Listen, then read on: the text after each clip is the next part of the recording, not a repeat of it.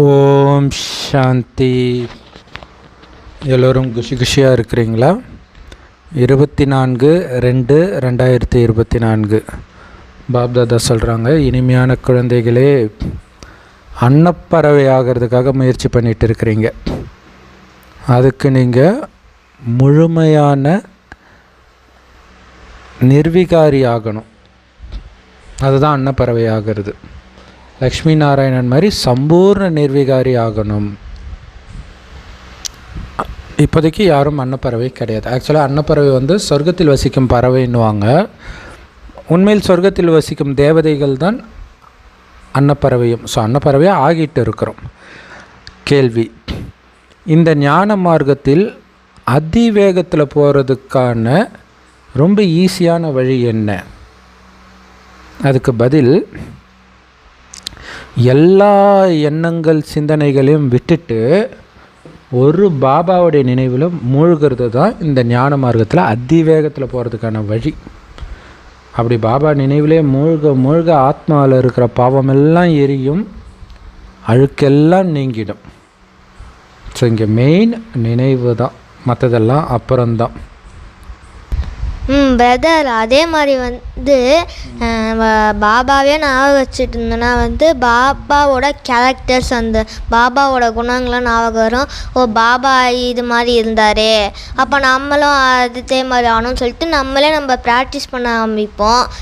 இதுவும் நம்ம ரொம்பவே முன்னேறுத்தும் பிரதர். சூப்பர். ஆக்சுவலாக பாபா அடுத்த லைனே அதான் சொல்கிறார். இதன் மூலமாகத்தான் நீங்கள் சோழியிலேருந்து வைரம் மாதிரி ஆகுறீங்க, பாபா மாதிரி ஆகுறீங்க. ஸோ பாபாவுடைய வேலையே சோழி மாதிரி ஒன்றுத்துக்கும் உதவாமல் இருந்த நம்மளை வைரம் மாதிரி, அதாவது அழுக்கிலிருந்து தூய்மையாக ஆக்கிறது தான் அவருடைய வேலை. ஸோ அப்போ தூய்மையாக்கி உயர்ந்த பதவி அடைய வைக்கிறார். அதுக்கு ஆதாரமே என்ன? பாபாவுடைய நினைவு, பாபாவுடைய கேரக்டரை பற்றிய நினைவு, ஞானத்தை பற்றிய நினைவு, இதிலே மூழ்கி இருக்கணும். பாபாவால் இந்த சேவை செய்யாமல் இருக்கவே முடியாது. ஆக்சுவலாக நிறைய பேர் இது பாபாவுக்கு மட்டும் பொருந்தும்னு சொல்ல முடியாது. நிறைய பேர் அவங்கவுங்க செய்கிறதுக்கான விஷயங்கள், நிறைய பேர் பயங்கர ரிஸ்கெல்லாம் எடுப்பாங்க. அவங்களுடைய ஆத்மாவில் அதான் பதிவாயிருக்கு. அது பண்ணாமல் அவங்களால இருக்க முடியாது. அதே மாதிரி பாபாவுடைய ஆத்மாவில் தூய்மை ஆக்கிற சேவை செய்யாமல் இருக்க முடியாது. அதை பற்றி இன்னும் ஆழமாக சொல்லுவார். ஓம் சாந்தி. பாபா குழந்தைங்களுக்கு புரிய வைக்கிறாரு, இந்த உலகத்தில் சிலர் அன்னப்பறவைகளாகவும் சிலர் கொக்காகவும் இருக்கிறாங்க. அன்னப்பறவை தூய்மையான நீரில் இருக்கும், கொக்கு சாக்கடையில் இருக்கும், கண்டதையெல்லாம் சாப்பிடும். ஸோ அப்போ சொர்க்கத்தில் வாழும் லக்ஷ்மி நாராயணன் தான் அன்னப்பறவை. அதுதான் நம்ம லட்சியம். அந்த மாதிரி ஆகணும். நாம் தேவதைகளாக மாறிட்டு இருக்கிறோம் அப்படின்னு சொல்கிறோம். பாபா சொல்கிறாரு, நீங்கள் தேவதை சம்பிரதாயத்தை சார்ந்தவர்களாக மாறிட்டு இருக்கிறீங்க, உங்களை நான் அன்னப்பறவைகளாக மாற்றிக்கிட்டு இருக்கிறேன். ஸோ அதனால் பார்த்திங்கன்னா சரஸ்வதியும் பார்த்திங்கன்னா அன்னப்பறவை வாகனமாக இருக்கும், பிரம்மாவுக்கும் அன்னப்பறவை வாகனமாக இருக்கும். இன்னும் நீங்கள் சம்பூர்ணம் அடையலை. அதனால் இப்போவே உங்களை அன்னப்பறவைன்னு சொல்ல முடியாது. சம்பூர்ணம் ஆகணும். அன்னப்பறவை என்ன பண்ணும்? முத்துக்களை மட்டும்தான் தாரணை பண்ணும். ஆனால் கொக்கு என்ன பண்ணும்? குப்பையெல்லாம் சாப்பிடும். அதனால் நாம் அன்னப்பறவை ஆகிட்டு இருக்கிறோம். அதனால தான் தேவதைகளை மலர்கள்னும் மற்றவர்களை முட்கள்னும் சொல்லப்படுது. கலியுகவாசிகள் முட்கள், சத்யுக சொர்க்கத்தில் இருப்பவர்கள் மலர்கள். நீங்கள் பிரதர், இப்போ நீங்கள் சொன்னீங்களா பிரதர், தேவதைகள் ஃப்ளார்ஸாக இருக்காங்கன்ட்டு. நம்ம இப்போ ஃப்ளார்ஸ்னாலே நம்ம யோசிச்ச உடனே நம்ம மனசுக்கு என்ன வரும்னா, அது நல்லா இருக்கும், அதை நெருங்கி வாசனையாக இருக்கும். அது பார்த்து நம்ம கொஞ்சம் டிப்ரெஷன்லேருந்து நம்ம அழகாக இருக்கும். டிப்ரெஷன்லேருந்து நம்மளை வெளியேற்றும், அந்த ஸ்ட்ரெஸ்ஸை குறைக்கும். அதே மாதிரி நம்மளை சந்தோஷமாகவும் ஆக்கும்.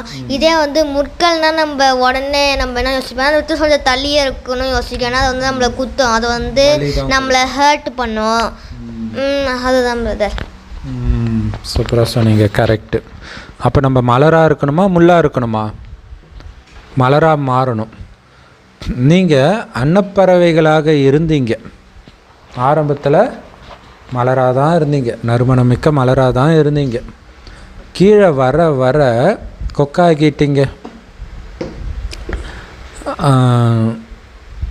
அரை கல்பமாக நீங்கள் அன்னப்பறவைகளாகவும் அரை கல்பமாக கொக்காகவும் ஆகிட்டீங்க. இப்போ மறுபடியும் அன்னப்பறவை ஆகணும் அப்படின்னா அவ்வளோ ஈஸி கிடையாது. ஏன்னா மாயின் பலவிதமான தடைகள் வரும். ஏதாவது ஒன்று வந்து உங்களை விழ வைக்கும். அதில் முக்கியமாக உங்களை விழ வைக்கிறது எது தெரியுமா? தேகம்ன்ற உணர்வு தான். இந்த சங்கம் யுகத்தில் குழந்தைகளாகி நீங்கள் மாறணும். நீங்கள் எப்போ அன்னப்பறவைகளாக ஆகுறீங்களோ அப்போ அன்னப்பறவைகள் கூட்டத்தில் தான் நீங்கள் இருப்பீங்க, வேறு யாருமே இருக்க மாட்டாங்க. அப்படின்னா என்ன அர்த்தம்? சொர்க்கத்தில் தான் முழு அன்னப்பறவை ஆகிடுவீங்க. அங்கே கொக்கே இருக்காது. தேவதை ஆத்மாவை தவிர வேறு யாரும் இருக்க மாட்டாங்க. ஸோ இப்போ அன்னப்பறவை ஆகுங்க. எப்படி சொல்கிறாரு பாருங்க. கலியுகத்தில் வந்து எவ்வளவு துக்கம் கொடுக்குறவங்க இருக்கிறாங்க, எவ்வளவு ஆக்சிடெண்ட்டு, இந்த மாதிரி நிறைய துக்கங்கள், இயற்கை சீற்றங்கள் எல்லாமே நடக்குது. ஆனால் பொறுத்துக்குங்க. ஏன் பொறுத்துக்க சொல்கிறாரு? உங்களை மாதிரி இருக்கிறவங்க மட்டுமே நிரம்பிய உலகம் வரப்போகுது. அன்னப்பறவைகள் புது உலகத்தில் தான் இருப்பாங்க. ஸோ புது உலகத்தில் அன்னப்பறவைகளும் பழைய உலகத்தில் கொக்குகளும் இருப்பாங்க. புது உலகத்தில் கொக்கும் இருக்காது, பழைய உலகத்தில் ஒரு அன்னப்பறவை கூட இருக்காது. அதாவது ஒரு தெய்வீக குணம் நிரம்பிய மனிதர்கள் கூட இந்த பழைய உலகத்தில் இருக்க மாட்டாங்க. சந்நியாசிகள் இருக்கிறாங்க, ஆனால் அவங்க எல்லைக்குட்பட்ட சன்னியாசிகள் இல்லையா? குடும்பத்தை மட்டும்தான் விட்டாங்க. மற்றபடி 5 விகாரத்தை விட்டாங்களா? மற்ற பற்றெல்லாம் விட்டாங்களா? குடும்பத்தை தவிர மற்ற விஷயங்களின் மீது, உணவு மீதெல்லாம் கூட அவங்களுக்கு பற்று இருக்கும். அதனால் அவங்கள அன்னப்பறவைன்னு சொல்ல முடியாது. நீங்கள் இப்போ எல்லையற்ற சன்னியாசிகளாகி இருக்கிறீங்க. பாபா நமக்கு எல்லையற்ற சந்நியாசத்தை சொல்லி கொடுத்துருக்கிறார். வேறு எந்த தர்மத்தை சார்ந்தவர்களும் தேவதைகள் மாதிரி அனைத்து குணங்களும் நிரம்பியவர்களாக இருக்கிறாங்கன்னு சொல்லவே முடியாது. அப்படி ஆகவே முடியாதுன்றது இல்லையா? இயேசு, புத்தர் இவங்களாம் தேவதைகளோடு ஒப்பிடும் பொழுது அந்தளவுக்கு தெய்வீக குணம் நிரம்பியவர்கள் கிடையாது. அவங்க மத தலைவர்களே அந்தளவுக்கு கிடையாது. இப்போ மற்றவர்களை கேட்க தேவையில்லை. ஸோ அப்படிப்பட்ட உயர்ந்த தர்மத்தை சார்ந்தவர்கள் நாம் அப்படின்னு நினச்சா எவ்வளவு சந்தோஷம் வரணும். பாபா அந்த மாதிரி உயர்ந்த ஆதி சனாதன தேவி தேவதா தர்மத்தை ஸ்தாபனை பண்ண தான் வந்திருக்கிறேன். அந்த புது உலகத்தில் முதல்ல சந்தோஷத்தை அனுபவிக்க போகிறது நீங்கள் தான். புத்தம் புது உலகம். நீங்கள் அனுபவித்த மிச்சத்தை தான் திரேதாயுகத்தினர், துவாபர யுகத்தினர், கலியுகத்தினர் இவங்களாம் யூஸ் பண்ண போகிறாங்க. ஸோ முதல்ல நம்ம சாப்பிட்டு மிச்சம் வைக்கிறது தான் இந்த உலகமே. உங்களை தவிர வேறு யாரும் அந்த புது உலகத்துக்குள்ளே போகவே முடியாது. இப்போ அந்த தேவதை தர்மமே மறைஞ்சிடுச்சு. இப்போ மட்டும்தான் இந்த ரகசியத்தை தெரிஞ்சுக்கிறீங்க, புரிஞ்சுக்கிறீங்க. வேறு யாராலையும் புரிஞ்சிக்க முடியாது. நீங்கள் கடவுளுடைய வழியை கேட்குறீங்க, மற்றவர்கள் கேட்குறது எல்லாமே மனித வழிகள். அது எந்த மதத்தின் வழியாக இருந்தாலும் அது மனித வழிகளை. எல்லோருமே விகாரத்தினால தான் பிறக்கிறாங்க. ஆனால் தங்க யுகத்தில் விகாரம்ன்ற பேச்சே கிடையாது. தேவதைகள் தூய்மையாக இருப்பாங்க. எல்லாமே யோக சக்தியினால் அங்கே நடக்குது. அதனால் அங்கே விகாரத்தின் விஷயமே கிடையாது சத்தியுகத்தில். அதனால தான் தேவதைகளை கோயில் கட்டி கும்பிட்றோம். அவ்வளோ தூய்மையாக இருப்பாங்க. அங்கே எல்லாமே யோக பலத்தின் மூலமாக நடக்குது. இதை புரிஞ்சுக்கணும். எல்லாமே குழந்தை பிறக்கிறது மட்டும் இல்லை, எல்லாமே யோக பலத்தில் தான் அங்கே நடக்குது இல்லை. அங்கே எண்ணத்தின் மூலமாக தான் நம்ம அனைத்தையும் பண்ணுறோம். அப்போ யோசிச்சு பாருங்கள். அப்போ ஏன் இப்போ நீங்கள் அப்படி பண்ணக்கூடாது? அதுக்கு தான் பாபா ட்ரைனிங் கொடுக்குறார்.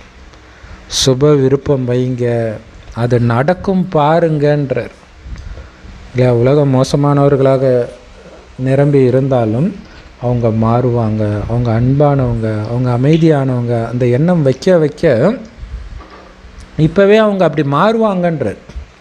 இந்த பழக்கம்தான் அங்கேயும் எண்ணத்தின் மூலமாகவே அனைத்தையும் செய்வோம். நம்ம அழுக்கான மனிதர்களுக்கு குழந்தைகள் சொர்க்கத்தில் எப்படி பிறப்பாங்கன்னு தெரியாது. ஏன்னா அவங்களுடைய புத்திக்கு அது எட்டாத ஒரு விஷயம். அதுவே விகாரம் இல்லாத பரிசுத்தமான உலகம். அங்கே விகாரத்தின் விஷயமே கிடையாது. அப்போ எப்படி அங்கே விலங்குகள் எல்லாம் பிறக்கும் அப்படின்னு கேட்குறாங்கன்னா அவங்கக்கிட்ட சொல்லுங்கள், அங்கே யோக பலம் மட்டும்தான் இருக்குது. விகாரத்தின் விஷயமே கிடையாது. மனிதர்களுக்கு மட்டும் இல்லை, எல்லாத்துக்கும் சேர்த்தே சொல்கிறார். எவ்வளோ சூப்பர் பாருங்கள் இல்லையா. அங்கே விகாரத்தின் விஷயமே கிடையாது. 100% விகாரமற்ற உலகம்தான் சொர்க்கம்னு சொல்கிறோம். அப்போ இப்போ பதில் வந்துடுச்சா? விலங்குகள் கூட விகாரத்தினால் பிறக்காது. நாங்கள் மங்களகரமான விஷயத்தை, புனிதமான விஷயத்தை பேசிகிட்டு இருக்கும்போது நீங்கள் எதுக்கு மங்களம் இல்லாத விஷயத்தை பேசுகிறீங்க அப்படின்னு கேளுங்கன்றார்.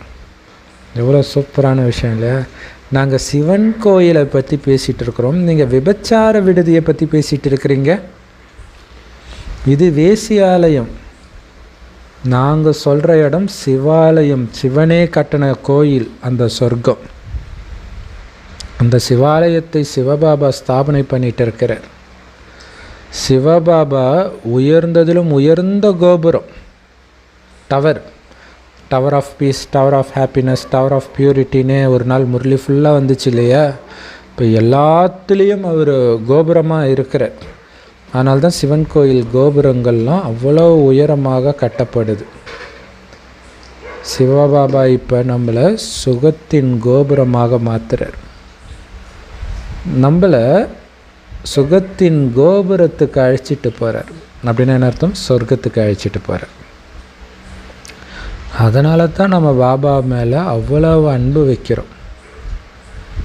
பக்தி மார்க்கத்திலையும் நீங்கள் சிவபாபாவை நினைக்கிறீங்க. மனிதர்கள் சிவபாபா கோயிலுக்கு எவ்வளோ அன்பாக போகிறாங்க.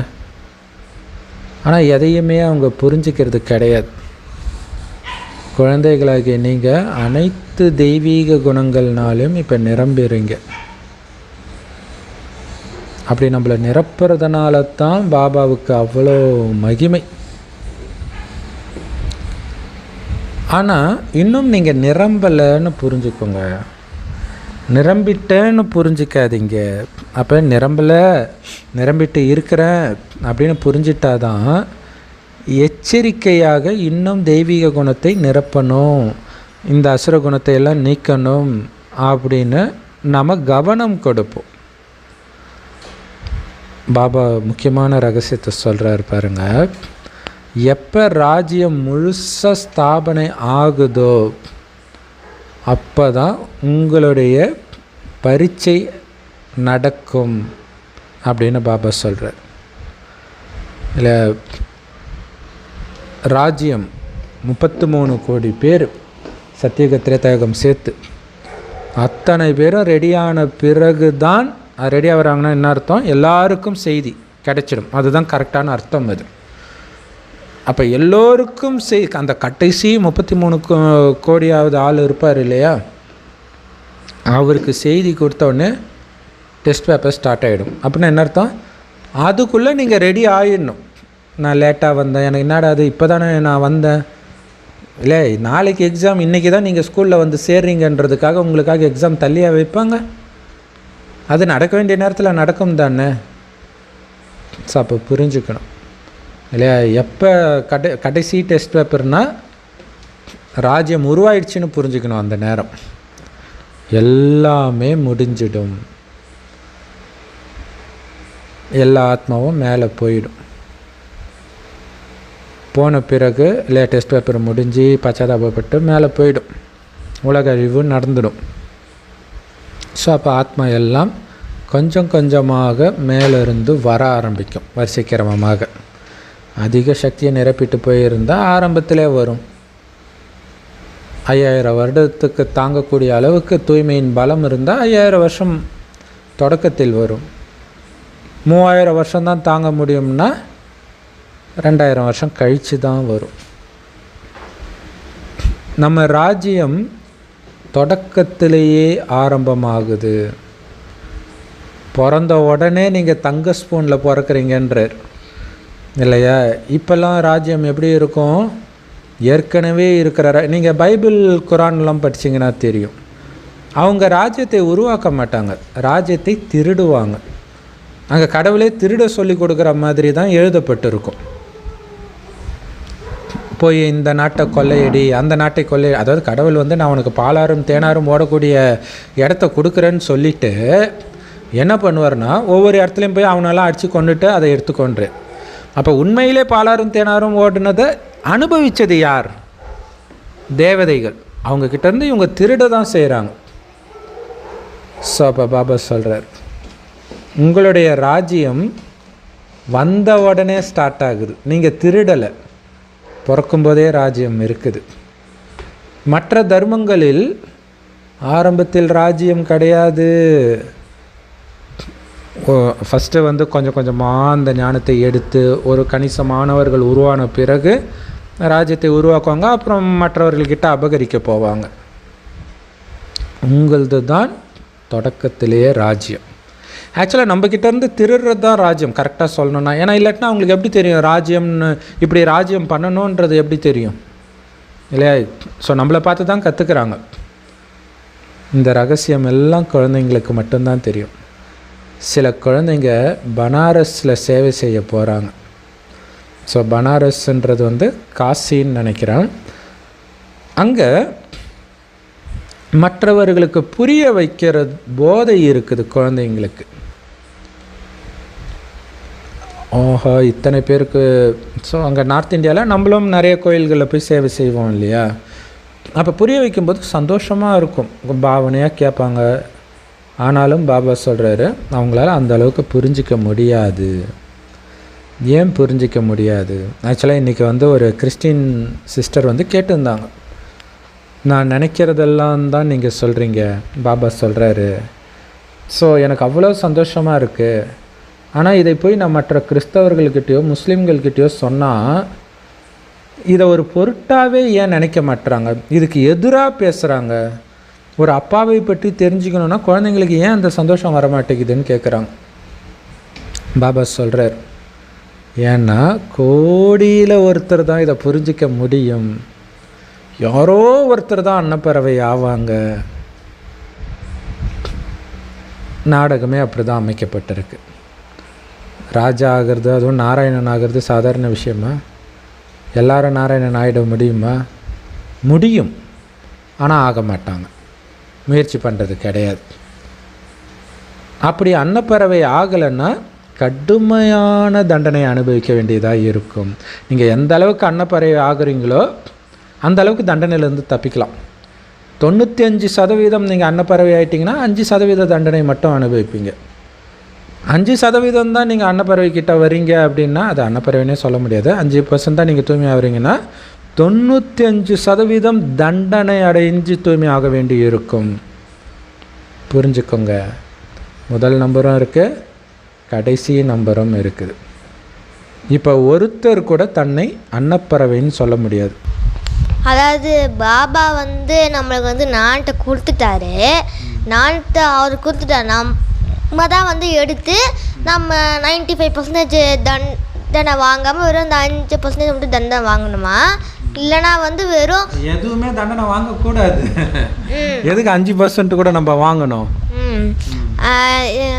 தண்டனை வாங்கக்கூடாது, அந்த அளவுக்கு வந்து நான் பாபா நினைக்கணும் அப்படின்னு நம்ம கையில் தான் இருக்குது. இல்லைனா வந்து எதுக்கு பாபா குழந்தைய ஆறோம் நம்ம தண்டனை வாங்கிறதுக்கு? நாணத்தை கிடச்சி நம்ம தண்டனையும் வாங்குவோம், பதவியும் குறைஞ்சி போயிடும்.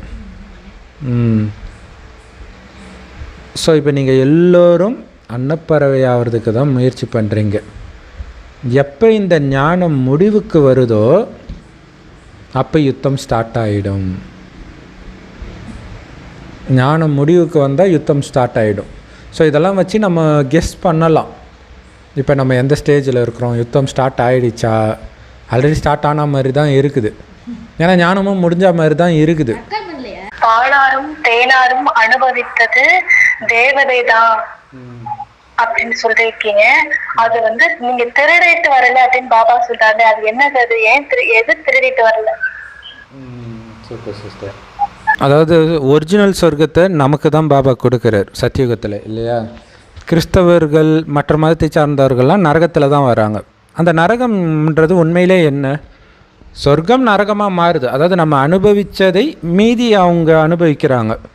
அப்போ அவங்க வந்து படையெடுத்து வந்து இங்கே முஸ்லீம் மன்னர்கள் படையெடுத்து வந்தது, கிறிஸ்தவர்கள் மற்றவர்கள்லாம் வந்து படையெடுத்து வந்ததை நம்ம பார்க்குறோம். இங்கேருந்து தான் கொள்ளடிச்சிட்டு போகிறாங்க.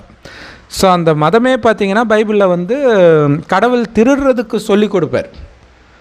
போய் அவனை அடித்து கொலை பண்ண, அங்கே இருக்கக்கூடிய ஒரு ஆண் மகனை கூட, குழந்தைய கூட விட்டு வைக்காத, கன்னி பெண்ணாக இருந்தால் உனக்கு மனைவி ஆக்கிக்கோ, இந்த மாதிரிலாம். இது ஆக்சுவலாக கடவுளுடைய வழி கிடையாது, பட் அதில் அப்படி சொல்லப்பட்டிருக்கும். நிஜத்திலுமே அப்படி நடந்துருக்கிறதுக்கான வாய்ப்பு அதிகம், அதாவது இந்த ராஜ்யத்தை பிடிக்க வரும்பொழுது.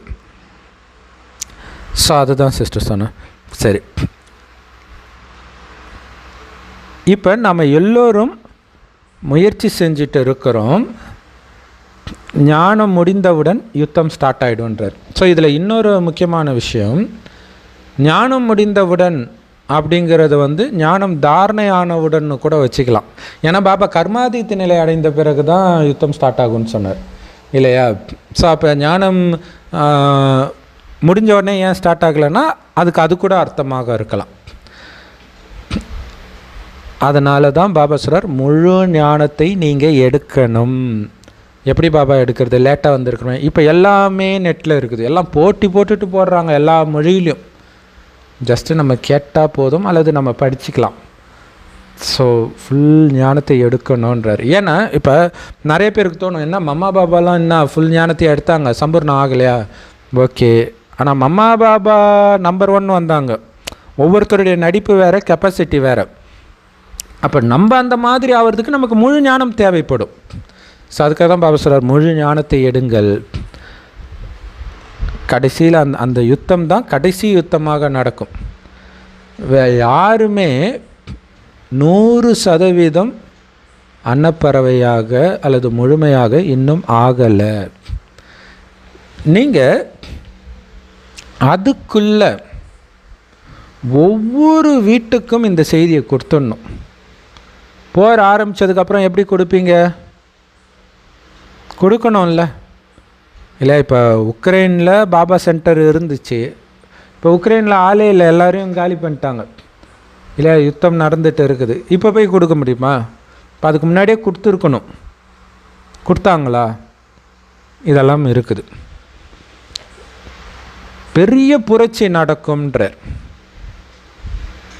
மக்கள் புரட்சி, அதாவது உள்நாட்டு கலவரம். எல்லா இடங்களும் நடக்குது, இல்லையா? சிரியாவில் நடக்குது, 10 வருஷமாக நடக்குது. இலங்கையில் நடந்தது, பாகிஸ்தானில் நடக்குது, இந்தியாவிலும் நடக்கும். ஸோ பெரிய பெரிய நிறுவனங்களுடைய முதலாளிகள் இருக்கிறாங்களே, இந்த நிறுவனம்ன்றது ஆன்மீக நிறுவனமும் சேர்த்து தான். அதன் தலைமையெல்லாம் ஆட்டங்காண ஆரம்பிக்கும்ன்றார், இல்லையா? இப்போ ஈஷா யோகா, அந்த யோகா, இந்த யோகாலாம் இருக்குது, இல்லையா? அவங்கெல்லாம் ஆட்டங்காண ஆரம்பிப்பாங்க. அந்த சிம்மாசனம், பக்தி மார்க்கத்தின் சிம்மாசனமே ஆடுன்றார். ஏன்னா இப்போ பக்தர்களுடைய ராஜ்யம் நடந்துட்டு இருக்குது. அதன் மீது நீங்கள் வெற்றி அடைகிறீங்க. இப்போ மக்கள் மீது மக்களாட்சி நடக்குது. பிறகு இது என்னவா மாறிடும்? ராஜா ராணி ஆட்சியாக மாறிடும். லக்ஷ்மி நாராயணனுடைய ராஜ்யமாக மாறிடும். இது எல்லாம் உங்களுக்கு காட்சி கிடைக்கும். போக போக ஆரம்பத்தில் எப்படி நிறைய பேருக்கு ராஜ்யம் எப்படி தொடருதுன்னு காட்சி கிடைச்சது, அதே மாதிரி இறுதியிலும் காட்சி கிடைக்கும். ஆனால் அப்படி காட்சி பார்த்தவர்கள் கூட இப்போ இல்லை, விட்டுட்டு போயிட்டாங்க. அதனால தான் பாபா சொல்கிறாரு, நாடகத்தில் அவங்க பங்கு எதுவோ அதுதான் நடக்கும். அதனால் காட்சி பார்க்குறாங்க அவங்க பெரிய ஆள் அப்படின்னு நம்ம மகிமை பாட வேண்டிய அவசியம் கிடையாது. அப்படி தானே மகிமை பாடுறாங்க. ராமகிருஷ்ணருக்கு காளி பல தடவை காட்சி கிடைச்சாங்க. அது மகிமைக்குரிய விஷயம் கிடையாது. நாடகத்தில் அவங்க பாட்டு காட்சி கிடைக்கணும்னு இருந்தது. இன்னும் கூட பாபா அடுத்த லைன் சொல்கிறாரு பாருங்க. இப்போ பாபா சொல்கிறாரு பாருங்க, என்ன கூட எதுக்கு மகிமை பாடுறீங்கன்னு கேட்குறாரு. ஏன் அப்படி கேட்குறாரு? ஏன்னா அழுக்காக இருக்கிறவங்கள தூய்மையாக்குறது என்னோட கடமை. ஆசிரியருடைய வேலை நடத்துறது. அப்போ அவங்க கடமையை செஞ்சதுக்கு அவங்களுக்கு எதுக்கு மகிமை? சூப்பர் பாயிண்ட் இல்லை? இப்போ ஸ்கூல் டே ஆனுவல் டேலெல்லாம் டீச்சரை மகிமை பாடுறாங்க. அவங்க கடமையை அவங்க செய்கிறாங்க, அதுக்கு எதுக்கு மகிமை? அதே மாதிரி பாபா கேட்குறார், நான் என் கடமையை செய்கிறேன், அதுக்கு எதுக்கு மகிமை? நாடகத்தில் நானும் கட்டுப்பட்டு இருக்கிறேன், அதனால் அதை என்னுடைய சக்தின்னு கூட எப்படி சொல்ல முடியுன்ற எப்படி பாபா சொல்கிறார் இல்லையா? உச்சக்கட்டம் பிரதர். இது அகங்காரம் இல்லாததுக்கு நம்மளால் கூட இந்த மாதிரிலாம் பேச முடியாது. ஏதாவது ஒரு சின்ன விஷயம் கிடச்சிட்டாலும் கூட நம்ம பண்ணோம், நம்ம பேசணும் அப்படின்ட்டு வந்துடும். இவர் எல்லாத்தையும் சொல்லிவிட்டு கடைசியில் இது என்னோடது, எனக்கே மகிமை பாடுறீங்க அப்படின்ட்டு கேட்குறது என்ன சொல்கிறதுனே தெரில பிரதர். அதாவது இதில் என்ன எனக்கு சக்தி இருக்குதுன்னு கேட்குறாரு. அப்போ நமக்கு ஒரு டவுட்டு வரும். பாபா இதே பாபா முரளியில் என்னுடைய மகிமை பாடிக்கிட்டே இருங்கன்னு சொல்லுவார். ஏன் அப்படி சொல்கிறார்? இன்றைக்கி முரளியில் சொல்லலை, என்னை ஏன் மகிமை பாடுறீங்கன்னு தான் சொல்கிறார். பட் ஆனால் மற்ற முரளியில் சொல்கிறார். அது ஏன் சொல்கிறார் அப்படின்னா, நம்ம நன்மைக்காக, நம்ம வெளி உலகத்து விஷயத்தில் இருந்தெல்லாம் விலகி உண்மையிலே பாபாவுடைய தொழில் மிக உயர்ந்த தொழில். இப்போ பிரதர் குட்டி பிரதர் சொன்னார்ல, பாபாவோட கேரக்டரை நம்ம சொல்லிக்கிட்டே இருந்தோன்னா நமக்கு அந்த கேரக்டர் வரும், அந்த மாதிரி இப்போ பாபா சொல்கிறாருன்ட்டு நினைக்கிறேன். கரெக்டு. நான் யாரோட குழந்த? அப்போ அன்பு கடலோட குழந்தைனா நான் அப்படி இருக்கணும்ல அப்படின்னு நம்ம கேரக்டரை மாற்றிக்கிறதுக்காக தான் அந்த மகிமை பாடுறதே தவிர அவர் எதிர்பார்க்கலை. ஏன்னா நிறைய பேர் அப்படி நினைப்பேன், என்ன இவர் இவரை இதில் யாரோ ஒரு சிஸ்டர் கூட கேட்டாங்க, ஏன் இவங்க பிரம்மபாபா கூட சும்மா ஏமாற்றலாம்ல புகழுக்காக அப்படின்லாம் சொன்னாங்க. பிரம்மா பாபா விட்டுருங்க பிரதர், சிவபாபாவே என்ன எப்போ பார்த்தாலும் என்ன நினைங்க என்ன இதே சொல்லிட்டு இருக்கிறாரு இவர். அப்படின்னா அவர் மகிமை அவர் இது பண்ணிக்கிறாரு அப்படின்னு சிவபாபாவே சொல்லியிருக்கிறாங்க. கரெக்டு. அதுக்கு தான் பாபா எல்லாத்துக்கும் ஓப்பனாக சொல்கிறார், நானும் நாடகத்தில் கட்டுப்பட்டிருக்கிறேன் குழந்தை, இது என்னுடைய கடமை மட்டும்தான். ஒவ்வொரு கல்பத்திலையும் சங்கமயுகத்தில் நான் அழுக்காக இருக்கிறவங்கள தூய்மையாக்குறதுக்கான வழியை சொல்லத்தான் வருகிறேன். என்னால் உங்களை தூய்மையாக்காமல் இருக்க முடியாது, அது என்னுடைய பாகம். அதே மாதிரி நான் ஒரு வினாடி முன்னாடியோ பின்னாடியோ வரமாட்டேன். துல்லியமாக ஒவ்வொரு கல்பத்திலும் எப்போ வந்தனோ அப்போ தான் வருவேன். அந்தந்த நேரத்தில் என்னென்ன சேவை செய்தேனோ அதைத்தான் செய்வேன். பாபா சொல்லுவார், நான் இன்றைக்கி இதெல்லாம் பேச போகிறேன் அப்படின்னு ப்ரிப்பேர் பண்ணிட்டுலாம் வர்றது கிடையாது. அந்த நேரம் அவருக்கு அப்படியே தோன்றதை அவர் பேசுகிறார். அதாவது நாடகம் என்னை நடத்துதுன்னு சொல்கிறார். ஒவ்வொரு கடந்து போகிற நொடியிலும் நாடகம் என்னை காரியம் செய்ய வைக்கிது. எப்படி சொல்கிறார் இல்லை? ஆக்சுவலாக நம்ம காலதேவன் அப்படின்னே கூட சொல்லுவோம் இல்லையா? காலம் நடத்துது ஒரு விதத்தில், அப்படியும் வருது. இது நாடகம்தான் என்னை பண்ண வைக்குது. இந்த நொடியில் என்னுடைய பாகம் எதுவோ அதை நாடகம் பண்ண வைக்குது. அது என் கட்டுப்பாட்டில் இல்லை. எப்படி சொல்கிறார் இல்லையா? அது என் கட்டுப்பாட்டில் இல்லை. கேட்குறவங்களுக்கு திக்குன்னு இருக்கும் பிரதர் நிறைய பேர்த்துக்கு. ஆனால் உண்மையை சொல்கிறார்ல பிரதர், அது எவ்வளோ பெரிய விஷயம். இப்போ நம்மளே இருந்தால், நம்ம ஒரு பெரிய பதவியில் இருக்கிறோம் அப்படின்னாலும் கூட, இந்த ரைட்ஸ்லாம் எனக்கு கிடையாதுப்பா, இதெல்லாம் என்னால் பண்ண முடியாது அப்படின்னு சொல்லவே மாட்டோம். எப்படியாவது இல்லை நான் பார்த்துக்கிறேன் விடுங்க அப்படிங்கிற மாதிரிலாம் சொல்லுவோம் நம்ம. பாபா அதையும் உடச்சிட்டார், நாடகத்தில் இல்லை அப்படிங்கிற மாதிரி சொல்லிட்டார் அவர். சத்தியம் சிவம் சுந்தரத்துக்கு பாபா கரெக்டாக சொல்கிறார். உண்மையை தவிர அவர் வாயிலேருந்து எதுவுமே வரல பிரதர். உலகத்தையே சொர்க்கமாக புரட்டி போடுற பாபா சொல்கிறாரு அது என் கட்டுப்பாட்டில் இல்லைன்ட்டு. ஆனால் நம்ம கோபப்படும் போது நான் யார் தெரியுமா, நான் நினச்சா என்ன பண்ணுவேன்னு தெரியுமான்றோம். அரசியல்வாதி விட்டுருங்க, சாதாரண மனுஷனே. அப்போ பாருங்கள், அப்போ கடவுள் தன்மைக்கும் நமக்கும் எவ்வளோ டிஃப்ரென்ஸு. அதான் பாபா சொல்கிறார், நாடகம் என்னை நடத்த வைக்குது, இதில் என்ன எதுக்கு மகிமை பாடுறீங்க? அப்போ நம்மலாம் எதுவுமே வாயே திறக்கக்கூடாது இல்லையா? நான் ஒவ்வொரு கல்பத்திலையும் வரேன். நீங்கள் என்ன கூப்பிடுறீங்க, என்னன்னு கூப்பிடுறீங்க? பதித்த பாவனான்னு தான் கூப்பிட்டீங்க. இதை செய்பவனே அதை செய்பவனே நான் கூப்பிட்டீங்க. பதித்த பாவனை, அதுதான் என்னுடைய வேலை, அதை மட்டும்தான் நான் பண்ணுறேன். மனிதர்கள் அவ்வளோ அழுக்காகிட்டாங்க. அதனால் ஒவ்வொரு பலகீனத்தையும் விட வைக்கிறதுக்கு எவ்வளவு முயற்சி பண்ண வைக்க வேண்டியதாக இருக்குது. பாபா சொல்கிறாரு, சில குழந்தைங்க பல வருஷம் கூட தூய்மையாக இருக்கிறாங்களாம். அப்படி தூய்மையாக இருக்கக்கூடிய குழந்தைங்க கூட போக போக மாயையினால் அறை வாங்கி தன்னுடைய முகத்தை கருப்பாக்கிக்கிறாங்க. இந்த உலகமே தமோ பிரதானமாக இருக்குது. காரணம், மாயை உங்களுடைய எதிரியாக இருக்குது. உங்களை தூய்மையாக விடாமல் இருக்கிறதுக்கு என்னெல்லாம் யுக்தி பண்ண முடியுமோ அவ்வளவும் மாயா பண்ணி எதிர்ப்பை உருவாக்கிட்டே இருக்குது, தடைகளை உருவாக்கிக்கிட்டே இருக்குது. சந்நியாசிகள் கூட காமத்தினால தான் பிறக்கிறாங்க. யாரும் ஜோதியோட ஜோதியாலும் கலக்கிறது கிடையாது. இப்போ காமத்தினால ஒருத்தங்க பிறக்கிறாங்கனாலே என்ன அர்த்தம்? அவங்களுக்குள்ள காமம் இருக்குதுன்னு அர்த்தம். சொர்க்கத்தில் காமத்தினால பிறக்காததுக்கு காரணம் என்ன? அவங்களுக்குள்ள காமம் இல்லைன்னு அர்த்தம். அப்போ எப்படி நீங்கள் சன்னியாசியை தூய்மையானவங்கன்னு சொல்ல முடியும்? எப்படி சூப்பரான பாயிண்ட்டு. ஆமாம் ஆமாம். அப்போ அவங்க விகாரத்தினால இல்லை, நான் சொல்கிறேன், விகாரத்தில் தான் அவங்க பிறக்கிறாங்கன்னா அதுக்கு அதான் அர்த்தம் இல்லையா? அவங்க கடைசி, அதாவது முதல் பிறவியே அவங்க விகாரத்தில் தான் பிறக்கிறாங்க. அப்போ என்ன அர்த்தம்? காமம் உள்ளே இருக்குது, அவங்களுக்கு எரிக்கலை. அதனால் அவங்க ஒன்றும் ஜோதியோட ஜோதியெல்லாம் கலக்கலை.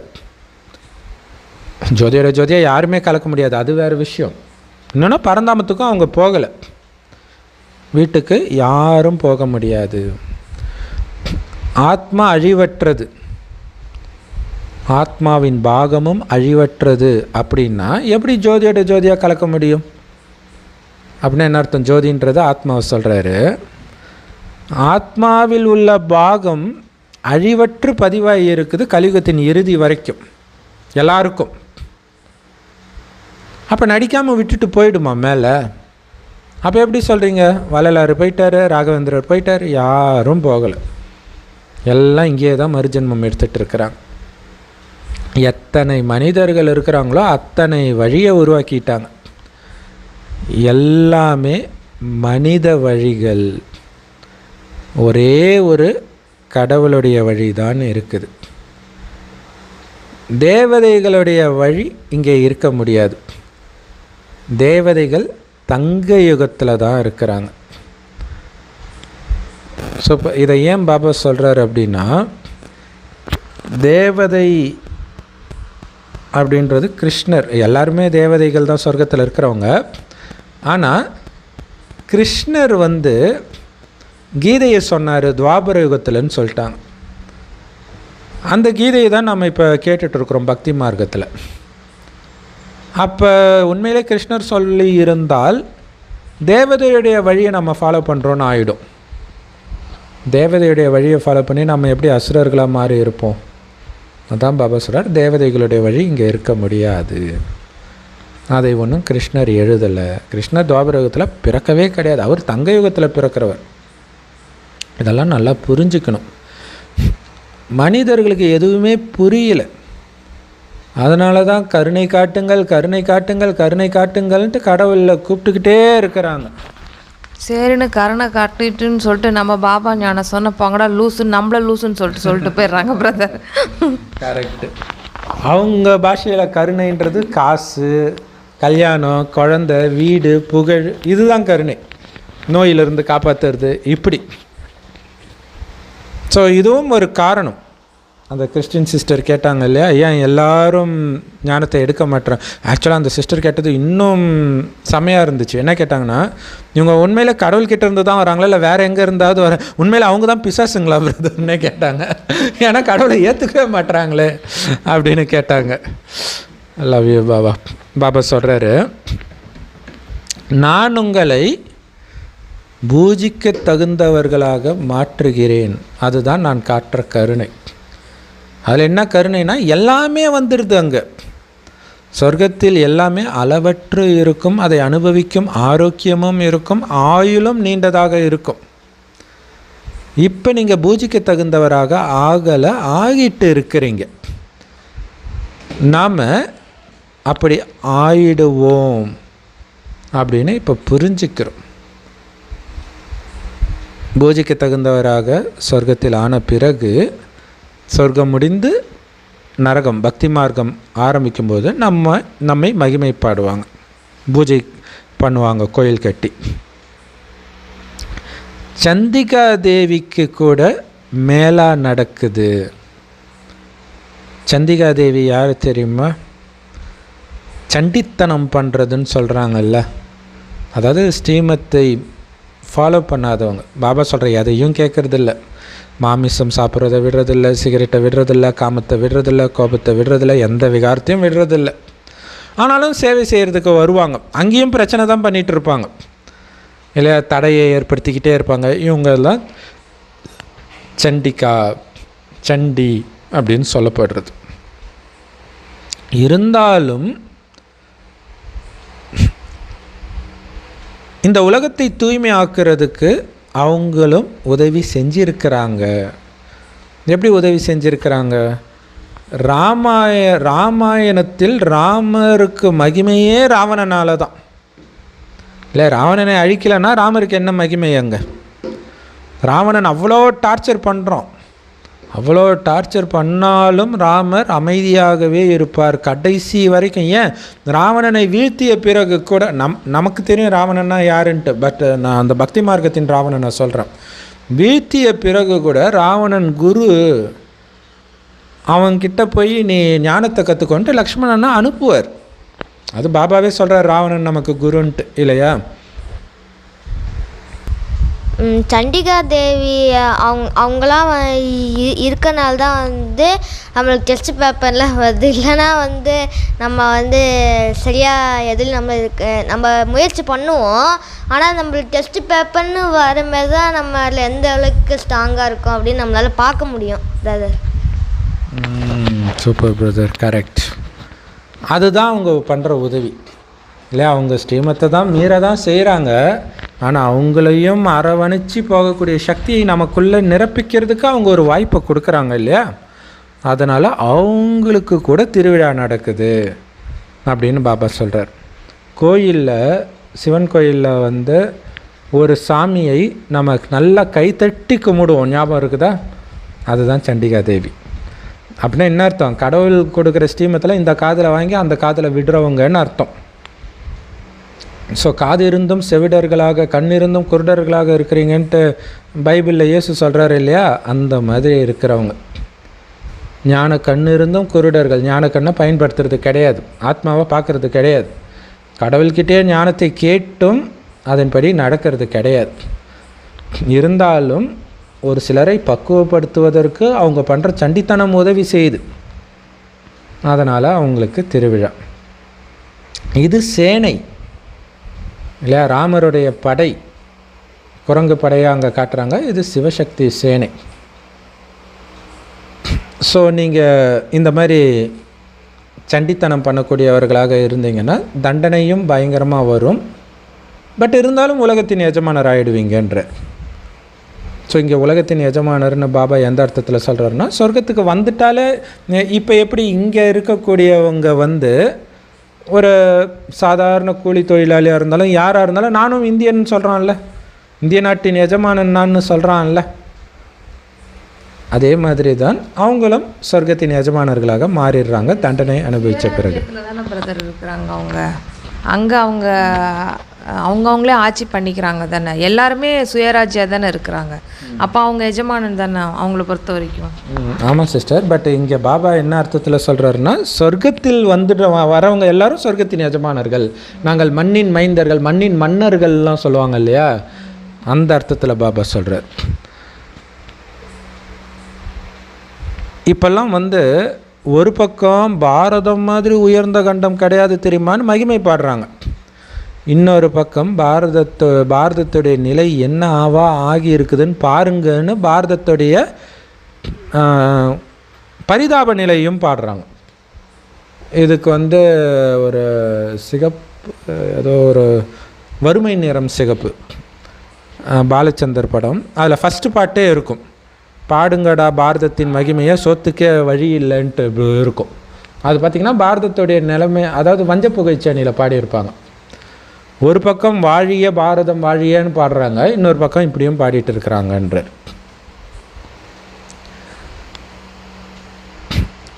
ரத்த ஆறு ஓடிக்கிட்டு இருக்கும். ஸோ ஒரு பாட்டில் பாரதத்தின் மகிமையும் வச்சிருக்கிறாங்க, இன்னொரு பாட்டில் பாரதத்தை அசிங்கமும் படுத்துகிறாங்க. ஒரு படமே எடுத்தாங்க இல்லையா, ஸ்லம்டாக் மில்லியனர்னு நினைக்கிறேன், ஹாலிவுட்லே பாரதம் பிச்சைக்கார நாடுன்ட்டு, பிச்சைக்காரன் திருடனாக இருக்கிறது, இந்த மாதிரி நிறைய ரொம்ப கொடூரமான, அதாவது பாரதத்தை எந்த அளவுக்கு அசிங்கப்படுத்த முடியுமோ, காசுக்காக சகோதரியே வந்து ப்ராஸ்டியூஷனுக்கு தள்ளுறதெல்லாம் காட்டியிருப்பாங்க. ஸோ அப்போ அவங்களுக்கு புரியல உண்மையிலே இப்போ பாரதம் உயர்ந்ததாக இருக்குதா தாழ்ந்ததாக இருக்குதான்ட்டு. ஸோ பாபா எல்லாத்தையும் துல்லியமாக புரிய வைக்கிறார். மனிதர்களுக்கு கடவுளே நமக்கு இப்போ இந்த ஞானத்தை கொடுக்குறாருன்னு புரிஞ்சிக்கல. ஒருவேளை புரிஞ்சுதுன்னு வச்சுக்கோங்களேன், ஆஹா அற்புதம், இவங்க கடவுளையே தன்னுடைய ஆசிரியராக ஆக்கியிருக்கிறாங்க அப்படின்னு சொல்லுவாங்க. பாபா சொல்கிறாரு, நான் உங்களுக்கு ஆசிரியரானது எதுக்கு தெரியுமா, ராஜாவுக்கெல்லாம் மேலான ராஜாவாக உங்களை மாற்றுறதுக்காக. ஆனால் மனிதர்கள் என்ன பண்ணிட்டாங்க, கீதையில் ஒரு மனிதனுடைய பேரை போட்டுட்டாங்க. அதனால் ஒட்டுமொத்த கீதையும் கெட்டு போயிடுச்சு இல்லையா. பாலில் ஒரு சொட்டு உப்பு அல்லது புளி தண்ணி பட்டுச்சுன்னா கெட்டு போயிடும். அந்த மாதிரி ஒரு மிகப்பெரிய தப்பு அது. கடவுள் சொன்னதை மனுஷன் சொன்னான்னு சொல்லிட்டா அது எவ்வளோ பெரிய தப்பு இல்லையா. அதாவது மனிதனை கடவுள்னு நினச்சிக்கிட்டாங்க, ஆனால் மனிதன் பேரை தானே போட்டிருக்காங்க, ஸ்ரீகிருஷ்ணர் பேரை தானே போட்டிருக்கிறாங்க. அப்போ அது மனித வழி ஆகிடுதே. ஸ்ரீகிருஷ்ண பகவான் பேசுகிறாருன்னா அது மனிதன் பேசுகிறாருன்னு ஆகிடுது. அப்போ மனிதனுடைய வழியை ஃபாலோ பண்ணுற மாதிரி ஆகிடுது இல்லை. அதான் பாபா சொல்கிறார், துவாபரயுகத்தில் எழுதப்பட்ட கீதையை எழுத கிருஷ்ணர் சத்தியுகத்திலேருந்து வந்தாரா, அவர் எப்படி நரகத்துக்கு வர முடியும்? அவர் சத்தியுகத்தின் இளவரசர். அவர் இந்த அழுக்கான உலகத்துக்கு வர்றதுக்கு அவருக்கு என்ன தலையெழுத்து? ஸோ பாபாவுக்கு குழந்தையை காப்பாற்றணும் என்னோட கடமை, அவர் வராரு, கிருஷ்ணர் எதுக்கு வரணும்? குழந்தைகளாகிய நீங்கள் மட்டும்தான் அப்பாவை தெரிஞ்சிருக்கிறீங்க. இருந்தாலும் துல்லியமாக தெரிஞ்சுக்கிறது யாரோ ஒருத்தர் தான். உங்களுடைய குழந்தைங்களுடைய உதட்டிலிருந்து எப்பவும் ரத்தினங்கள் தான் வரணும். மற்றவர்கள் மனதை புண்படுத்தக்கூடிய கற்கள் போன்ற வார்த்தைகள் வரக்கூடாது. தேவையில்லாத வார்த்தைகளும் வரக்கூடாது. ஞான ரத்தினங்கள், இனிமையான வார்த்தைகள், இதுதான் வரணும். அதுக்கு நீங்களே உங்களை அடிக்கடி செக் பண்ணணும். நான் அந்த மாதிரி தெய்வீகமாக மாறிட்டேன்னா அப்படின்னு கேட்டுக்கிட்டே இருக்கணும். அல்லது எனக்குள்ளே ஏதாவது அசுரகுணம் வந்துச்சா, நான் பேசுறது யார் மனசையாவது புண்படுத்தி இருக்குமா அப்படிங்கிறத கேட்டுக்கிட்டே இருக்கணும். ஒரு சிலர்லாம் பார்க்கும்போது பார்த்திங்கன்னா, குறிப்பாக கிராமத்து சைட்லாம் பார்த்திங்கன்னா, நான் சொல்கிறேன்னு கோச்சிக்காதீங்கன்னு சொல்லியே ஆரம்பிப்பாங்க. இதில் என்ன கோச்சிக்கிறதுக்கு இருக்குதுன்னு நமக்கு தோணும். அப்போ முன்னாடியே அந்த வார்த்தை கூட நம்ம மனசை புண்படுத்திடுமோன்ட்டு அப்படி சொல்லி ஆரம்பிப்பாங்க. நீங்கள் இந்த குப்பையில் இருந்தெல்லாம் வெளியில் வரணும், 5 விகார குப்பையிலிருந்து சீக்கிரமாக வெளில வரணும்னு நினைத்தால் கூட அவ்வளோ சீக்கிரம் வெளியில் வர முடியாது. அதுக்கு டைமும் எடுக்கும், நிறைய முயற்சியும் தேவைப்படுது. இந்த ஞானத்தை புரிய வைப்பவர்களும் வரிசைக்கிரமமாகத்தான் இருக்கிறாங்க. ஆனால் போக போக புரிய வைக்கிறது ரொம்ப யுக்தியாக புரிய வைக்க ஆரம்பிப்பீங்க. அப்போ உங்களுடைய ஞான அம்புகள் டக்குன்னு கேட்ட உடனே தைக்கும். இப்போ நீங்கள் படிச்சுட்டு இருக்கிறீங்க. நமக்கு நடத்துகிறவர் ஒருவர் தான், சிவத்தந்தை தான். எல்லாருமே பிரம்மா பாபாவிலேருந்து கடைசி குழந்தை வரைக்கும் படிக்கிறது அவர்கிட்ட தான் படிச்சுட்டு இருக்கிறோம். இன்னும் போக போக பயங்கரமான யுத்தத்தை நீங்கள் பார்ப்பீங்க. கேட்கவே கேட்காதீங்கன்ற நிறைய பேர் யுத்தத்தில் இறப்பாங்க. சூப்பரான ரகசியத்தை பாபா சொல்கிறார். இந்த இறந்த ஆத்மாக்கள் எல்லாம் எங்கே போகும்? எல்லாரும் ஒன்றா போய் பிறப்பாங்களா? ஏன் கேட்குறாரு தெரியுதா உங்களுக்கு? இப்போ ஒரு நாடும் அடிச்சிக்குதுன்னு வச்சுக்கோங்களேன். பாலஸ்தீன், இஸ்ரேல் அடிச்சிக்கிறாங்க இல்லையா? கொத்து கொத்தாக சாவாங்க. சொல்லும்போது என்ன சொல்லுவாங்க? பாலஸ்தீன முஸ்லீம்கள் எல்லாம் லட்சக்கணக்கில் இறந்தார்கள்னு சொல்லுவாங்க. அவங்க எல்லாம் மறுபடியும் போய் பாலஸ்தீனில் பிறப்பாங்களா, அல்லது அந்த யுத்தத்து பின்னாடி இருந்து நடத்துகிற ஈரானில் போய் பிறப்பாங்களா? கும்பலாக பிறக்க மாட்டாங்க. ஏன்னா மரம் பல கிளைகள், பல இலைகள் இருக்குது, வெவ்வேறு இடத்துல போய் ஒட்டிக்கும் அது இல்லையா? இப்போ முஸ்லீமாக இருந்தவங்க அடுத்தது போய் யூத மதத்தில் கூட போய் பிறக்கலாம். யாரை எதிர்த்து சண்டை போட்டு இறந்தாங்களோ அந்த இடத்துல போய் பிறப்பாங்க. ஆனால் இதை யாரும் யோசிக்க மாட்டாங்க. இதை தெரிஞ்சால் எவனும் சண்டைக்கே போக மாட்டான் இல்லையா? இந்தியா ஒரு நாட்டை எதிர்த்து சண்டை போடுது அப்படின்னா, எந்த நாட்டை எதிர்த்து சண்டை போடுதோ அங்கேயே கூட அடுத்தது அவன் போய் பிறப்பான். அதான் கேட்குறார். இப்போ இலங்கையில் பிரச்சனை நடந்துச்சுல, எல்டிடி எல்லாம் கும்பலாக போய் ஒரே இடத்துல பிறந்தாங்களா? வெவ்வேறு நாட்டில் பிறந்துட்டு அவங்களே இப்போ இது பைத்தியக்காரத்தனம் அப்படின்னு கூட சொல்லிகிட்டு இருப்பாங்க. இப்போ பிரபாகரனே அவருடைய வாழ்க்கை வரலாறு பார்த்து என்ன இப்படி பைத்தியக்காரத்தனமாக பண்ணியிருக்கிறாங்க, இந்த ஆள் பேச்சை கேட்டு எல்லாரும் போயிருக்கிறாங்கன்னு அவரே சொல்லுவார் இப்போ. ஸோ இந்த விஷயம் அவங்களுக்கே தெரியல. கும்பலாவா பிறக்க போகிறோம், எதுக்கு கும்பலாக இறக்கணும்னு அவங்க யோசிக்கிறது இல்லை. ஏன்னா பற்று, நாட்டுப்பற்று, இனப்பற்று, மொழிப்பற்று. பிரதர், இதை கேட்கும்போது இன்னொரு விஷயம் கூட ஞாபகம் வருது. நம்ம தான் எல்லாத்தையும் சாஸ்திரம் எல்லாத்தையும் எழுதிட்டு இப்போ ஞானம் கேளுங்க ஞானம் கேளுங்க பாபா வந்திருக்காரு அப்படிமோ எல்லாத்தையும் பரப்பி விட்டது நம்ம தான் ஃபஸ்ட்டு. இப்போ கேளுங்க கேளுங்கன்னு சொன்னால் வரமாட்டேங்கிறாங்க. நம்ம நிலமே இந்த நிலமையில தான் பிரதர் இருக்குது. Super sister. நீங்கள் சொன்ன மாதிரி இன்னொரு விஷயம் கூட இருக்குது இல்லையா? நம்மளே பக்தியை உருவாக்கிட்டு இப்போ பக்தியை விடுங்கடான்னு கெஞ்சிட்டு இருக்கிறோம். இன்னொரு விஷயம், பெரியார் சொல்லிப்பாட்டே அந்த கடவுளே சொன்னால் கூட நீங்கள் கடவுள் இல்லைன்றதை ஏற்றுக்க மாட்டீங்கடா அப்படின்னு சொல்லியிருப்பார். கடவுளே சொன்னால் ஏன் இல்லைன்னும் அது ஒன்று இருக்குது. இன்னொன்று, 100 பெரியார் வந்தாலும் நீங்கள் திருந்த மாட்டீங்கன்னு விவேக் சொன்னார். ரொம்ப ஃபேமஸ்ஸு. ஆனால் அவர் கட்சியில் கோயிலாக அலைஞ்சிட்டு இருந்தார். பார்த்தவன் எவனும் திருந்தலை, அவர் திருந்திட்டார். பெரியாரே இப்போ இந்த ஞானத்தை சொல்லிட்டு இருப்பார். ஏன் நம்மளே கூட பெரியாராக இருந்திருக்கலாம். இப்போ நம்ம சொன்னால் எவனும் கேட்கறது கிடையாது. இதுதான் ஆச்சரியம். ஸோ பாபா சொல்கிறாரு, மரம் வளர வளர நிறைய கிளைகள், சிறு கிளைகள், இலைகள் உருவாகிட்டே இருக்கும்.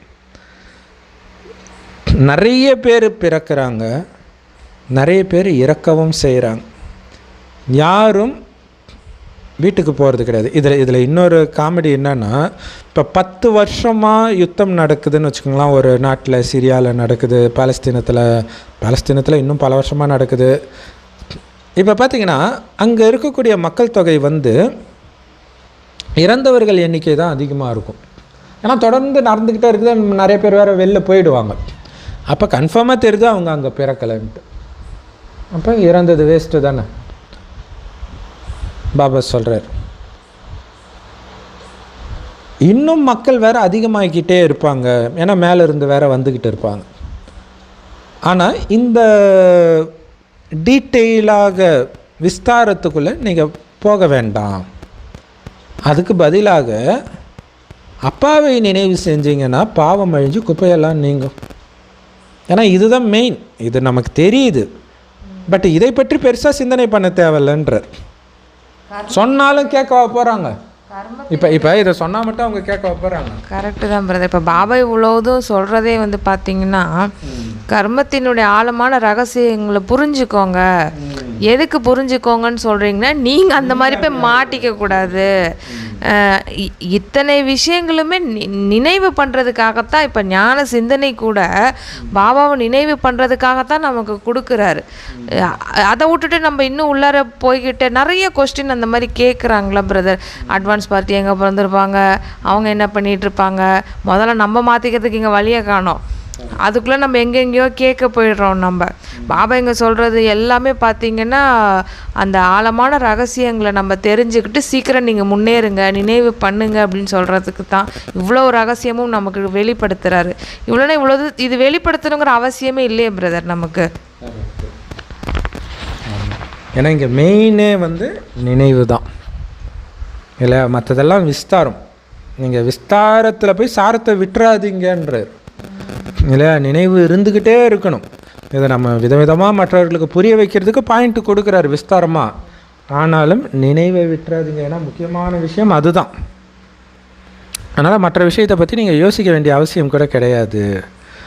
முதல்ல உங்களுடைய முயற்சி, சுய முயற்சி பண்ணுங்க. அப்போ தான் நீங்கள் லக்ஷ்மி நாராயணன் மாதிரி ஆக முடியும். முக்கியமான விஷயமே நினைவு யாத்திரை. அடுத்தது எல்லோருக்கும் நினைவு பண்ணணுன்ற செய்தியை கொடுக்கறது, நினைவு சேவை. இதுதான் முக்கியமானது. ஒரே ஒரு இறை தூதர் தான். ஆனால் அவங்க என்ன நினச்சிக்கிட்டாங்க, இயேசு இறை தூதர், நபி இறை தூதர், புத்தர் இறை தூதர், நிறைய பேரை கடவுளை அனுப்பிச்சி வச்சிருக்கிறாருன்னு நினச்சிக்கிறாங்க. அவங்க மதத்தை உருவாக்க வந்த மத ஸ்தாபகர்கள் இறை தூதர்கள் கிடையாது. அனைவருக்கும் சத்கதி கொடுக்கும் ஒரே சத்குரு சிவத்தந்தை மட்டும்தான். ஆனால் பக்தி மார்க்கத்தில் கூட கொஞ்சம் தன்னை வந்து கொஞ்சம் விழிப்படைகிறாங்கன்னு சொல்லலான்றார். ஏன்னா தானம் பண்ணுறாங்கல்ல. பக்தி பண்ணுறவன் எப்போவுமே வந்து தானம் பண்ணுவோம். எல்லா மதத்துலேயுமே அது பொருந்தும். நல்ல பக்திவான் வந்து தானம் பண்ணுவோம். தீர்த்த யாத்திரைக்கெலாம் போகிறாங்கன்னா தானம் பண்ணுறாங்க. ஸோ அப்போ அவங்க வந்து அடுத்த ஜென்மத்துக்கு புண்ணிய கணக்கு சேர்த்துக்கிறாங்கல்ல. ஆனால் இப்போ இது கடைசி ஜென்மம். இப்போ தானம் பண்ணி என்ன பண்ண போகிறீங்க? அந்த மாதிரி விஷயத்த. அதுக்கு பதில் உயர்ந்த தானம், உயர்ந்ததிலும் உயர்ந்த இந்த ஞானத்தை தானம் பண்ணுங்கள். அதன் மூலமாக தான் இந்த கடைசி ஜென்மத்தில் வைரம் மாதிரி நீங்கள் ஆகுறீங்க. உங்களை வைரம் மாதிரி ஆக்குற இல்லை, தெய்வீக குணத்தை தாரணை பண்ணுங்க, பாபாவை நினைவு செய்யுங்க, இந்த ஞானத்தை மற்றவர்களுக்கு தானம் பண்ணுங்க. கரெக்டு தான் பிரதர். ஏன்னா இப்போ நம்ம தானம் பண்ணுறதுக்கு நம்மக்கிட்டே முதல்ல ஒன்றும் இல்லையே பிரதர். அப்புறம் எங்கே போய் நம்ம தானம் பண்ணுறது? நான் இப்போ வாங்குகிற டைமில் இருக்கிறோம் பிரதர். இப்போது அந்த நிலைமைக்கு வந்துட்டோம். நம்ம ஒன்றுமே இல்லை, முட்டை ஜீரோவில் இருக்கிறோம். ஆனாலும் கூட பாபா நம்மளுக்கு ஒரு வாய்ப்பு கொடுக்குறாரு. நீ அதை கொடுக்க வேணாம் குழந்தை, நீ வந்து ஞானத்தை தானம் பண்ணு, அதை விட உயர்ந்த தானம் அப்படின்னு நம்மக்கிட்ட சொல்கிறாரு. நமக்கு மூலமாக தான் 5000 வருஷத்துக்கான வருமானமும் நம்மக்கிட்ட இருக்குது. இது எவ்வளோ கருணை பாருங்கள் பிரதர். ஒன்றுமே இல்லை பிரதர் நம்மக்கிட்ட. அப்பயும் விட மாட்டேங்கிறார் பாபா. வந்துட்டேன் குழந்தை, உனக்கு கொடுக்குறேன் பாரு, எடுத்து எல்லாத்துக்கும் கொடு, இன்னும் நீ பணக்காரனை ஆயிடலாம் அப்படின்னு சொல்லிட்டு நம்மக்கிட்ட வந்து நிற்கிறாரு பிரதர் அவர். அதனால தான் இந்த பிறவியை விலை மதிப்பற்ற பிராமண வாழ்க்கை அப்படின்னு சொல்கிறார். ஆனால் பாபா ஞானம் எடுத்துட்டாலே போதாது, அதற்கேற்ற முயற்சியும் பண்ணணும். வைர மாதிரி உங்களை ஆக்கிக்கணும், வழியத்தான் அவர் சொல்லுவார்.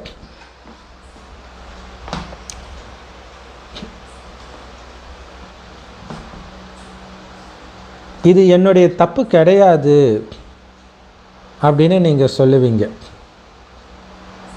இல்லையா? பாபா சொல்கிறாரு, அதாவது ஏன்னா என்னுடைய தப்பு கிடையாது அப்படின்னு நீங்கள் ஏன் சொல்லுவீங்க? நாடகத்தில் ஏன் பார்ட் இல்லைன்னு சொல்கிறீங்க. பாபா சொல்கிறாரு, ஆஹா, நான் உங்களை அழகாக்க வந்திருக்கிறேன், ஏன் ஆக மாட்டேன்? ஸோ ஞானத்தை, அதாவது அவர் வந்து கள்ளங்காப்பிடமற்றவர், அவரை பற்றி சொல்லிட்டாரு. உடனே குழந்தை புத்திசாலி இல்லை, அதான் நீ சொல்லிட்டியா பாபா, நாடகம் தான் உடனே நவுத்துது, என்னையும் அப்படி தான் நவுத்துது. அப்போ பாபா சொல்கிறார், உன்னை அழகாக்குறதுக்காக வந்திருக்கிறேன், ஏன் ஆக மாட்டேன்? தப்பு கிடையாதுன்னு ஏதோ சொன்னார்ல குழந்தைங்க சொல்கிறாங்க, ஏன் தப்பு கிடையாது? நான் வந்து மாயால உழுவணும்னு இருக்குது, உழுந்துட்டேன் அந்த மாதிரி சொல்றாங்க. கரெக்டு. அதான் பாபா சொல்கிறார், அழகாக்க வரும் பொழுது ஏன் ஆக மாட்டேற? உன்னை தூய்மையாக்குறது என்னோட கடமை, ஏன் முயற்சி பண்ண மாட்டேற? முயற்சி பண்ண வைக்கிறதுக்கு தேவையான அத்தனையும் நான் கொடுக்குறேன், ஞானத்தையும் கொடுக்குறேன், டெஸ்ட் பேப்பரையும் கொடுக்குறேன், விழுந்தால் எழுப்பியும் விடுறதுக்கும் வழி பண்ணுறேன், எல்லாமே பண்ணுறேன், ஏன் முயற்சி பண்ண மாட்டேற? ஏன் பயப்படுற? ஏன் தைரியம் வைக்க மாட்டேற? அந்த மாதிரி முயற்சி பண்ணுறதுக்கு தூண்டுதலை கொடுக்கக்கூடிய அப்பாவே அடைஞ்சிட்டீங்க. லக்ஷ்மி நாராயணன் அப்படி ஆக்குனது யார்? நான் தானே ஆக்குனேன். அந்த லக்ஷ்மி நாராயணன் ஆக்குனவரே தான் உன்னையும் ஆக்கிறதுக்கு வந்திருக்கிறேன் இல்லையா? ஒரு சில சமயம் படம் வந்து இப்போ டைட்டானிக் படம் எடுத்தவர் அடுத்த ஒரு படம் எடுக்கிறாரு, அவதார் எடுக்கிறாரு அப்படின்னா from the director of Titanic அப்படின்னு போடுவாங்க. ஏன்னா டைரக்டர் டைட்டானிக் அவ்வளோ பெரிய வெற்றி, அப்போ அவரே மறுபடியும் எடுத்திருக்கிறாருன்னா கண்டிப்பாக இது பயங்கரமாக இருக்கும்னு ஒரு நம்பிக்கை வருது. லக்ஷ்மி நாராயணனை உருவாக்குனவர், from the producer of Lakshmi and Narayan நம்ம படிக்கிறோம், from the teacher of Lakshmi and Narayan நாம் படிச்சுட்டு இருக்கிறோம். அந்த போதை இருக்கா உங்களுக்கு? சாதாரண டீச்சராக இது சொல்லுவாங்களே, அவருக்கு சொல்லி கொடுத்தவர் எனக்கு வந்து இதை சொல்லி கொடுத்தாரு அப்படின்னு சொல்லுவாங்க. உலகத்துக்கு இந்த விஷயம் தெரியாது, லக்ஷ்மி நாராயணனை யார் அப்படி ஆக்குனாங்கன்ட்டு விழுந்து விழுந்து கும்பிடுவாங்க. ஆனால் அவர் ஆக்குனது யார் அது அவங்களுக்கு தெரியல. சங்கம யுகத்தில் வரார், ஆனாலும் நீங்கள் சொல்கிற எதுவுமே யாருக்குமே புரிய மாட்டேங்குது. கவலைப்படாத குழந்தை, இன்னும் போக போக முன்னேற்றம் அடைய அடைய நிறைய மனிதர்கள் உன்னை நோக்கி வர ஆரம்பிக்கும் பொழுது சன்னியாசிகள் அவங்க கஸ்டமர்களை இழந்துடுவாங்க. குரு குரு குரு குருன்னு எல்லார் பின்னாடியும் போயிட்டு இருக்கிறாங்களே, இந்த யோகா அந்த யோகா நடத்துகிறவங்க, இப்போ யூடியூப்பில் வேறு ஊறப்பட்ட குருமார்கள் உருவாயிட்டாங்க. எல்லாரும் அவங்கள விட்டு வர ஆரம்பிச்சிடுவாங்க. போயா கடவுளே இங்கே வராருன்ட்டு வர ஆரம்பிச்சிடுவாங்க. அப்போ தான் அவங்களே யோசிப்பாங்க, நம்ம வாழ்க்கையை வீணாக்கிட்டோமேன்ட்டு. பாபா சொல்கிறார், அனைத்து வேத சாஸ்திரங்களின் சாரத்தை நான் சொல்கிறேன். பக்தி மார்க்கத்தில் எத்தனை குருமார்கள் இருக்கிறாங்க,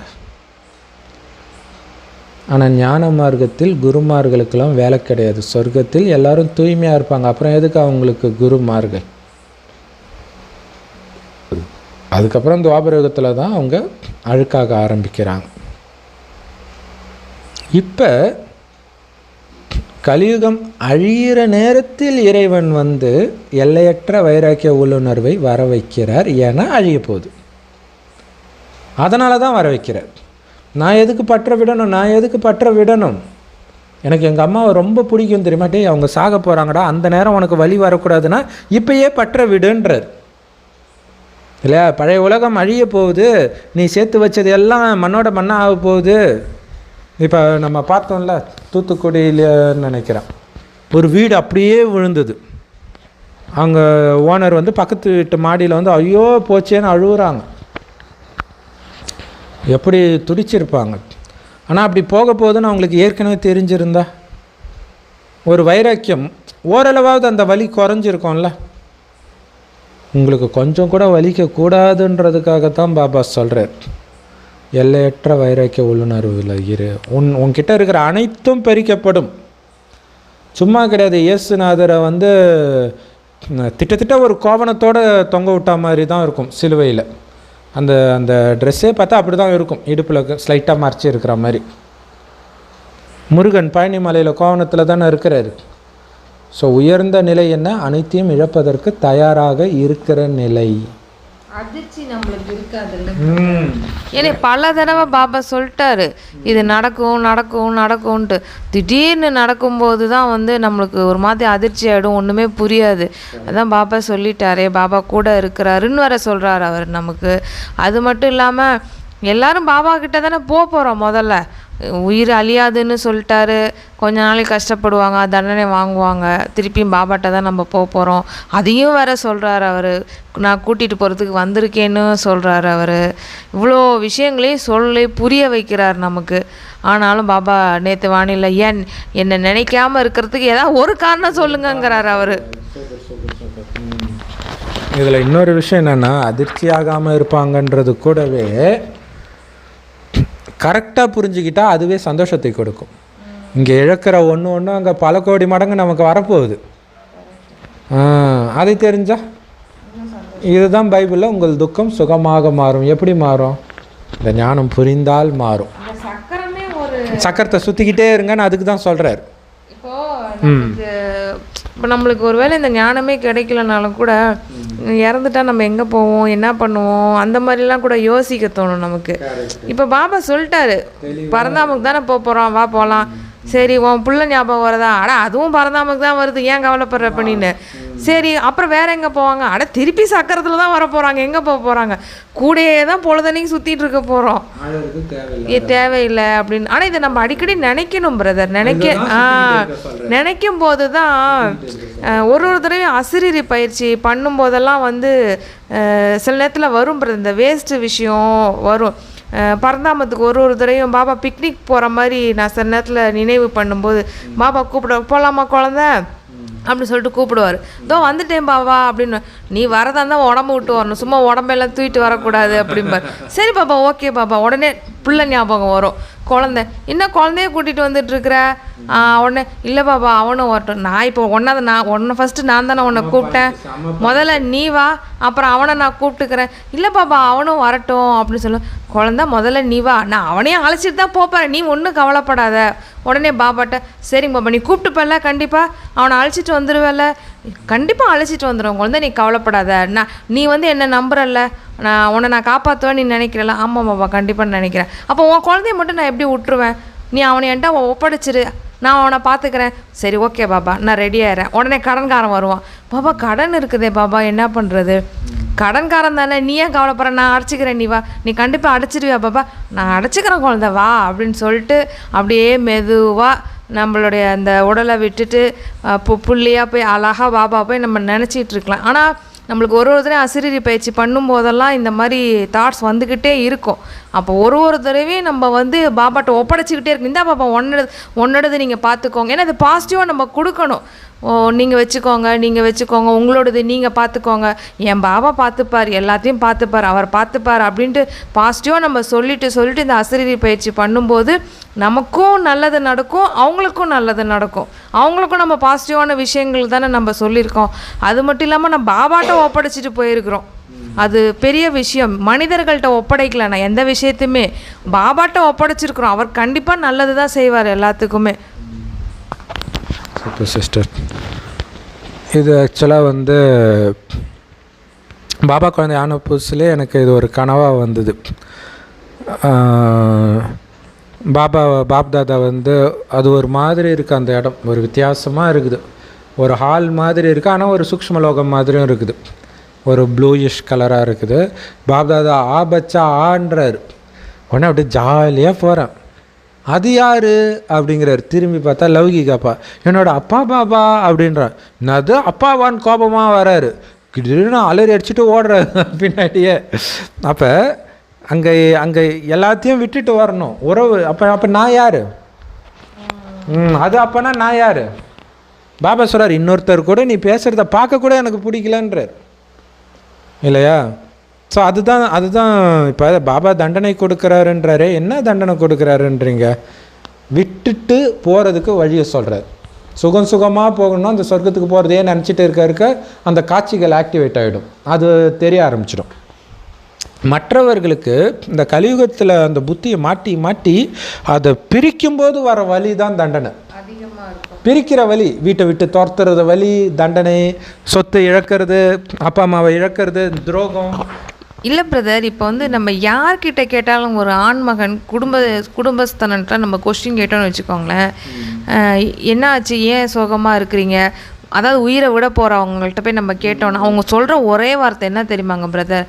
நான் என் உயிர் போகிறத பற்றி நான் கவலைப்படவே இல்லை, நீங்கள் என்ன பண்ணுவீங்க அப்படிங்கிற வார்த்தை தான் அவங்களுக்கு வாயிலேருந்து ஃபஸ்ட்டு வருது. அதுக்கப்புறமேல தான் உடம்ப விட்டு போகிறத பற்றி அவங்க யோசிக்கிறாங்க. அவங்க ஏன்னா அந்தளவுக்கு பற்று பிடிச்சி இழுத்து வச்சிருக்குது.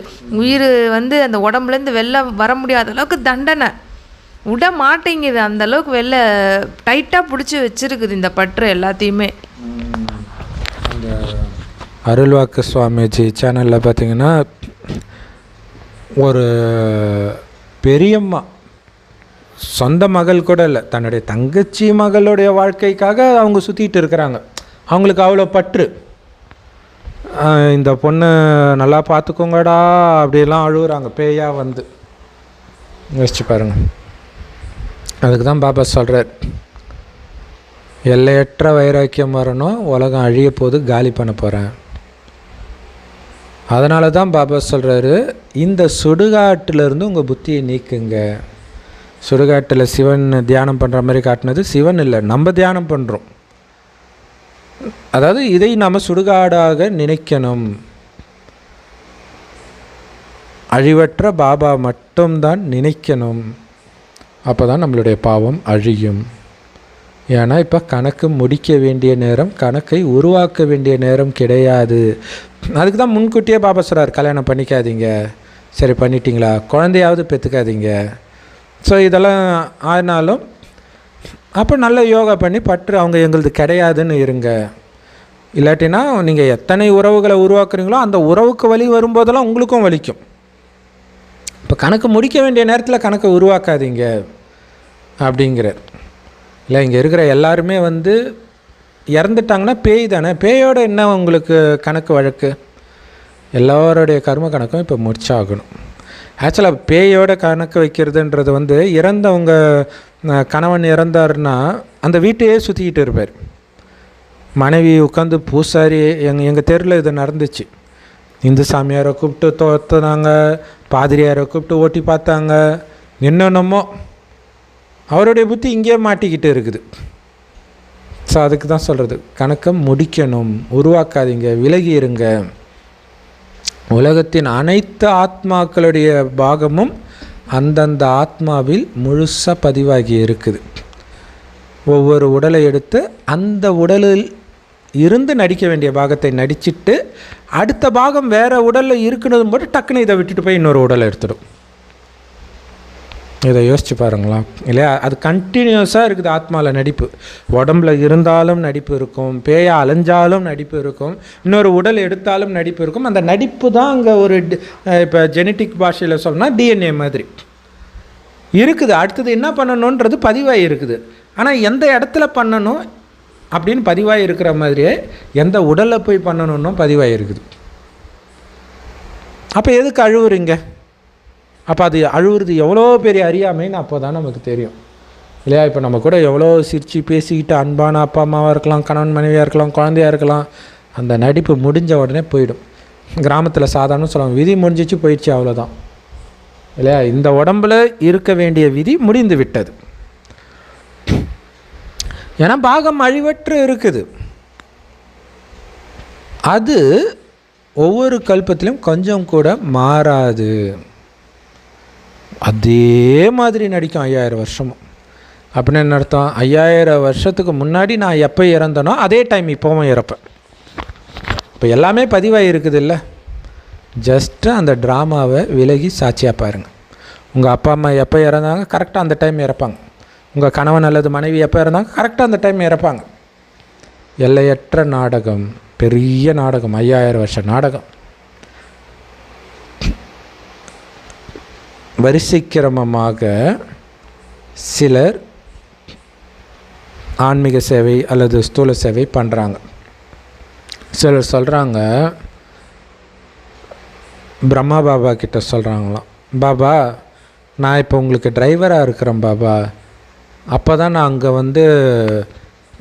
புஷ்ப விமானத்தின் எஜமானர் ஆக முடியும் அப்படின்னு சொல்கிறாங்களாம். நல்ல ஃபேமஸான மனிதர்கள்லாம் நினைக்கிறாங்க, ஆல்ரெடி நம்ம சொர்க்கத்தில் தானே இருக்கிறோம், பெரிய பெரிய மாளிகை இருக்குது. அந்த ரேமண்ட்ஸ் முதலாளி அவர் 84 மாடி உள்ள அதுக்கு பேர் வில்லான்னு சொல்லுவாங்கன்னு நினைக்கிறேன். அவர் ஒருத்தரே இருக்கிறார். அவங்க அப்பாவை துரத்திட்டு எல்லாரையும் சகோதரர்கள்லாம் துரத்திட்டு அவர் மட்டும் இருக்கிறார். அதான் பாபா சொல்கிறார், இப்போவே அவங்க சொர்க்கம்னு நினச்சிட்டு இருக்கிறாங்க. வீட்டு மாடியில் ஹெலிகாப்டர் வரும், ஸ்விம்மிங் பூல் இருக்கும், எல்லாமே இருக்கும். பெரிய பெரிய மாளிகை, ஏரோப்ளேன்லாம் சொந்தமாக வச்சுருக்கிறாங்க. பாபா சொல்கிறார், இதெல்லாம் செயற்கையான சந்தோஷம், மாயையின் பகட்டு. பாருங்க என்னென்னலாம் படித்து உருவாக்குறாங்க. கப்பலை உருவாக்குறாங்க, பெரிய பெரிய கப்பல். பாபா சொல்கிறார், சொர்க்கத்தில் கப்பல் எல்லாம் வேலைக்கு உதவாது, அங்கே கப்பலே இருக்காது. ஏன்? அதான் புஷ்ப விமானத்தில் பறந்து போகிறீங்களே, ஆளுக்கு புஷ்ப விமானம் இருக்கும், எதுக்கு கடல் வழியாக போகணும்? அதே மாதிரி இன்றைக்கி சயின்ஸு பாருங்கள், பாம்லாம் தயாரிக்கிறாங்க. சொர்க்கத்தில் அதெல்லாம் இருக்காது. எது அறிவியல் மூலமாக சந்தோஷத்தை எது கொடுக்குதோ அது சொர்க்கத்தில் பயன்படும். இந்த பழைய உலகத்தின் அழிவும் இதே சயின்ஸினால தான் நடக்கும். புது உலகத்தின் ஸ்தாபனையும் இதே சயின்ஸ் அறிவியல் மூலமாகத்தான் நடக்கும். எவ்வளோ அற்புதமாக இந்த நாடகம் நிச்சயிக்கப்பட்டிருக்குது பாருங்கள். நல்லது. இனிமையான பாபாவுக்கு அன்பு நினைவுகள் மற்றும் காலை வணக்கம். கணக்கு முடிக்க வேண்டிய இந்த நேரத்தில் பழைய உலகத்தின் மீது உள்ள அனைத்து பற்றையும் அறுத்தெறியுங்கள். எல்லையற்ற சந்நியாசம். இந்து மதத்தில் கணவன் இறந்தோடனே பொண்டாட்டி தாலியாக இருக்கிறதோடைய அர்த்தம் என்ன? கணக்கு முடிஞ்சிச்சு, ஓடிப்போ. அந்த உடம்புல இருக்கிற வரைக்கும் நீ என் கணவன், அவ்வளோதான், அவன் கணக்கு முடிஞ்சிருச்சுன்னு அர்த்தம். ஸோ அதே மாதிரி ஒட்டுமொத்த உலகத்திலிருந்தும் நீங்கள் கணக்கு முடிக்கிறீங்க. இந்த சுடுகாட்டிலிருந்து உங்களுடைய புத்தியை நீக்குங்க. நினைவிலிருந்து உங்களுடைய பழைய கர்ம கணக்குகளை முடியுங்கள்.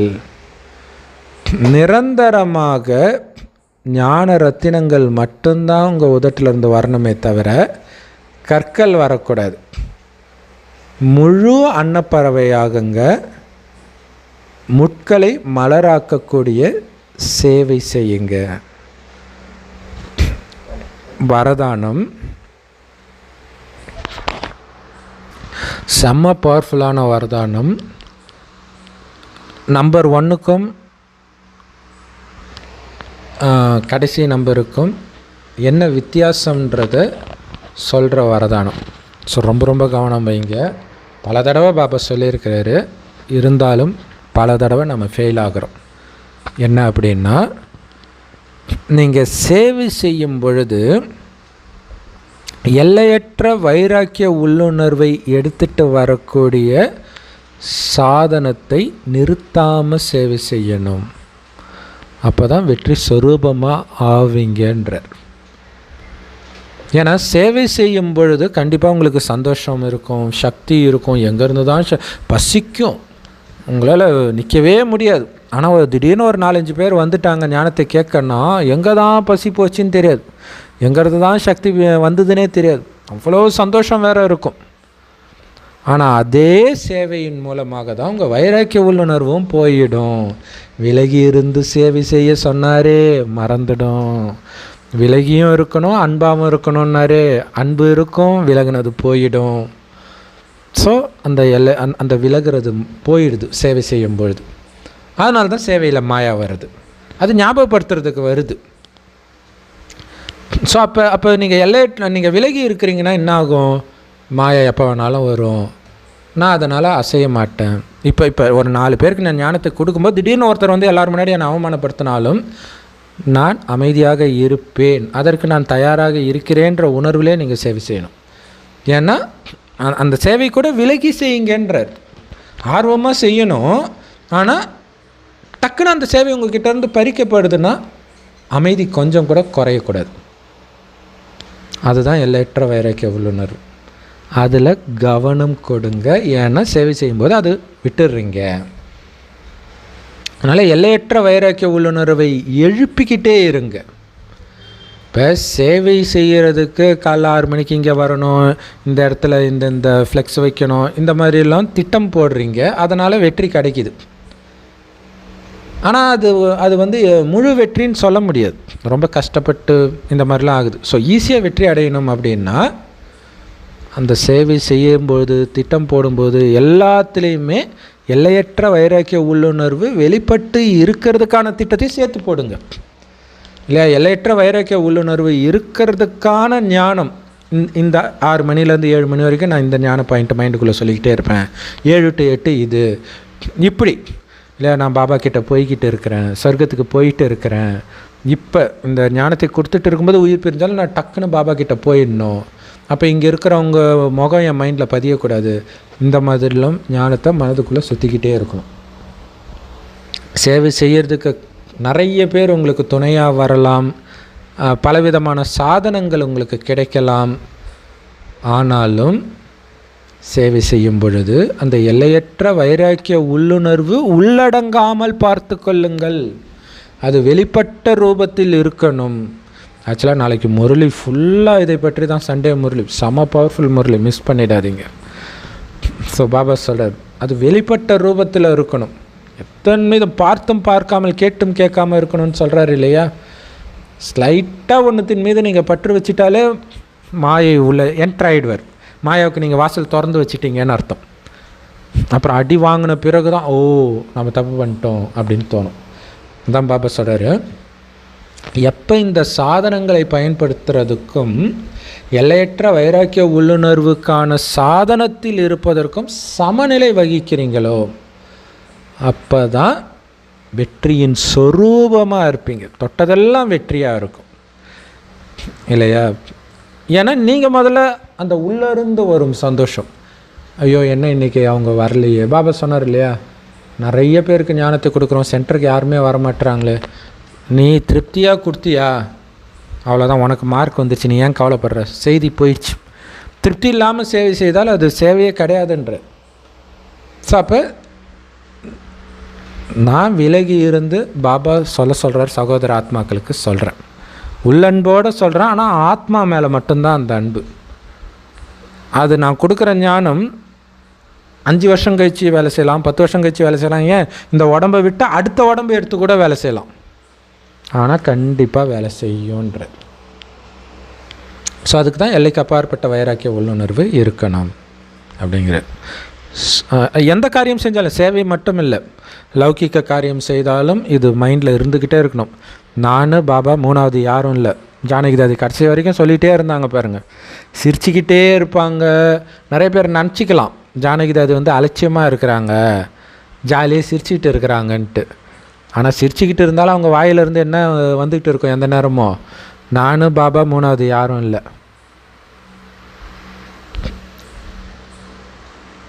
மேரா பாபா, மீட்டா பாபா, பியாரா பாபா சொல்லிக்கிட்டே இருக்கிறாங்க. போகிறதுக்கு அவங்க ரெடி ஆகிக்கிட்டே இருக்கிறாங்க.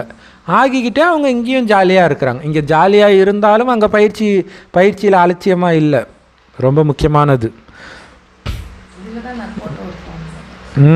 அதுதானே பாபா சொல்கிறாரு, சங்கம் யுகம் ரொம்ப ரொம்ப சந்தோஷமாக இருக்க வேண்டிய யுகம், ஆனால் விலகி இருக்கணும் இல்லைன்னா மாட்டிக்குவீங்க. அதான் சொல்கிறேன். அன்கான்ஷியஸாக சந்தோஷமாக இருந்துடக்கூடாது, கான்ஷியஸாக இருக்கணும், சோல் கான்ஷியஸாக. ஸோ பாபா ஸ்லோகனில் சொல்கிறாரு,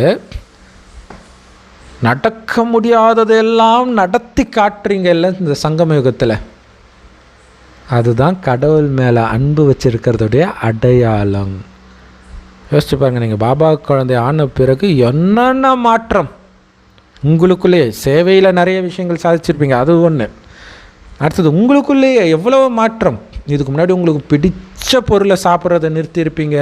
பிடிச்ச காரியங்கள், ஏன் நண்பர்கள் வட்டம் எல்லாமே காணாமல் போயிட்டுருக்கும். அதெல்லாம் வாய்ப்பே கிடையாதுன்னு நினச்சிருப்பீங்க. இப்போ அசம்பவமெல்லாம் சம்பவம் ஆயிடுச்சு. பண்ண வச்சது என்னது? கடவுளுடைய அன்பு. இல்லை, கடவுள் மேலே அன்பு வச்சோன்னா உலகத்தையே தூக்கி கடைச தயாராகிட்டீங்க. Om Shanti. Love you Bap Dada. Thank you Bap Dada. குஷியாக இருங்க, குளிர்ச்சியாக இருங்க.